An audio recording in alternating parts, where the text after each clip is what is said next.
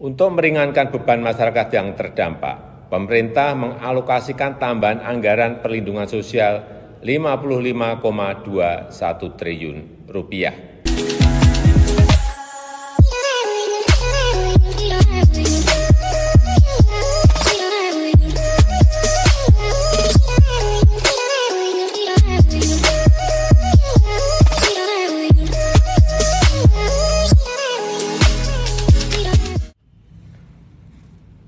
Bismillahirrahmanirrahim. Assalamualaikum warahmatullahi wabarakatuh. Salam sejahtera bagi kita semuanya. Om Swastiastu, Namo Buddhaya, salam kebajikan. Bapak, Ibu, dan saudara-saudara sebangsa dan setanah air, penerapan PPKM darurat yang dimulai tanggal 3 Juli 2021 yang lalu adalah kebijakan yang tidak bisa kita hindari, yang harus diambil pemerintah meskipun itu sangat berat. Ini dilakukan untuk menurunkan penularan COVID-19 dan mengurangi kebutuhan masyarakat untuk pengobatan di rumah sakit, sehingga tidak membuat lumpuhnya rumah sakit lantaran overkapasitas pasien COVID-19, serta agar layanan kesehatan untuk pasien dengan penyakit kritis lainnya tidak terganggu dan terancam nyawanya. Namun, alhamdulillah, kita patut bersyukur setelah dilaksanakan PPKM darurat, terlihat dari data penambahan kasus dan kepenuhan bed rumah sakit mengalami penurunan. Kita selalu memantau, memahami dinamika di lapangan, dan juga mendengar suara-suara masyarakat yang terdampak dari PPKM. Karena itu, jika tren kasus terus mengalami penurunan, maka tanggal 26 Juli 2021 pemerintah akan melakukan pembukaan secara bertahap. Pasar tradisional yang menjual kebutuhan pokok sehari-hari diizinkan dibuka sampai pukul 20 dengan kapasitas pengunjung 50%. Pasar tradisional selain yang menjual kebutuhan pokok sehari-hari diizinkan dibuka sampai dengan pukul 15 dengan kapasitas maksimal 50%. Tentu saja dengan penerapan protokol kesehatan yang ketat yang pengaturannya akan ditetapkan oleh pemerintah daerah.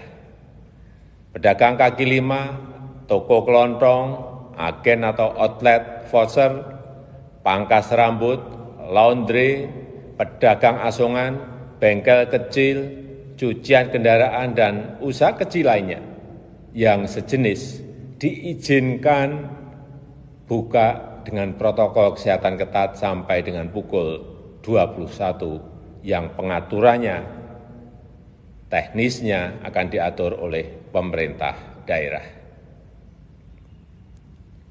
Warung makan, pedagang kaki lima, lapak jajanan, dan sejenisnya yang memiliki tempat usaha di ruang terbuka diizinkan buka dengan protokol kesehatan dengan ketat sampai pukul 21 dan maksimum waktu makan untuk setiap pengunjung 30 menit.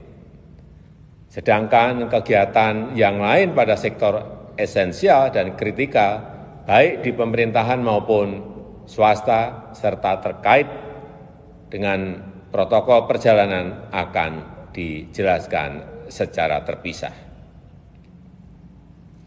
Saya minta kita semuanya bisa bekerja sama, bahu-membahu untuk melaksanakan PPKM ini dengan harapan kasus akan segera turun dan tekanan kepada rumah sakit juga menurun. Untuk itu, kita semua harus meningkatkan kedisiplinan dalam menerapkan protokol kesehatan, melakukan isolasi terhadap yang bergejala, dan memberikan pengobatan sedini mungkin kepada yang terpapar. Pemerintah akan terus membagikan paket obat gratis untuk OTG dan yang bergejala ringan yang direncanakan sejumlah 2 juta paket obat. Lalu bagaimana bantuan untuk masyarakat yang terdampak? Untuk meringankan beban masyarakat yang terdampak, pemerintah mengalokasikan tambahan anggaran perlindungan sosial Rp55,21 triliun berupa bantuan tunai yaitu BST, BLT Desa, kemudian PKH, juga bantuan sembako, bantuan kuota internet, dan subsidi listrik diteruskan. Pemerintah juga memberikan insentif untuk usaha mikro informal sebesar 1,2 juta untuk sekitar 1 juta usaha mikro, dan saya sudah memerintahkan kepada para menteri terkait untuk segera menyalurkan bansos tersebut kepada warga masyarakat yang berhak. Saya mengajak seluruh lapisan masyarakat, seluruh komponen bangsa untuk bersatu melawan COVID-19 ini. Memang ini situasi yang sangat berat, tetapi dengan usaha keras kita bersama, insya Allah kita bisa segera terbebas dari COVID-19. Dan kegiatan sosial, kegiatan ekonomi masyarakat bisa kembali normal. Terima kasih. Wassalamualaikum warahmatullahi wabarakatuh.